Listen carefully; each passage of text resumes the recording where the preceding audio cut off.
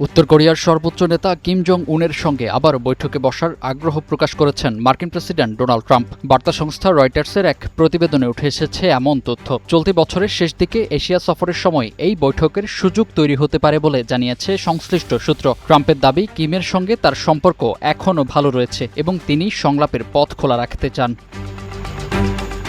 তবে ওয়াশিংটনের এই আগ্রহে এখনও ইতিবাচক সাড়া দেয়নি পিয়ংইয়ং। বরং কিম জং উনের বোন কিম ইয়ো জং জানিয়েছেন, ব্যক্তিগত সম্পর্ক থাকলেও জাতীয় নিরাপত্তার বিষয়ে কোনো ছাড় দেবে না উত্তর কোরিয়া। যুক্তরাষ্ট্রের নীতিতে বড় পরিবর্তন না এলে আলোচনায় ফেরার বিষয়টি সহজ হবে না বলেও ইঙ্গিত দিয়েছে দেশটি।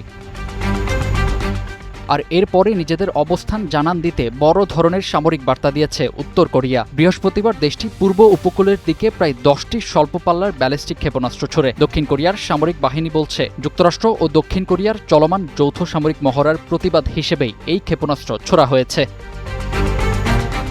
এর আগে কিম জং উনের সঙ্গে নতুন করে আলোচনার পরিবেশ তৈরি করতে দক্ষিণ কোরিয়ার সঙ্গে চলমান যৌথ সামরিক মহড়ার পরিসর কমিয়ে দেয় যুক্তরাষ্ট্র। প্রেসিডেন্ট ডোনাল্ড ট্রাম্পের নির্দেশে আলচি ফ্রিডম শিল্ড মহড়ার সময় ও কিছু প্রশিক্ষণ কার্যক্রম সীমিত করা হয়। ট্রাম্পের দাবি, উত্তর কোরিয়ার সঙ্গে সম্পর্কের উন্নয়ন এবং কূটনৈতিক অগ্রগতির সুযোগ তৈরি করতেই এই সিদ্ধান্ত নেওয়া হয়েছে।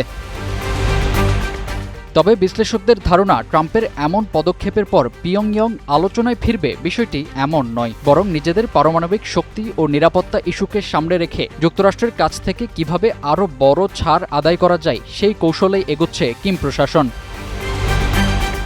ফাহিম হৃদয়, টাইমস টুডে।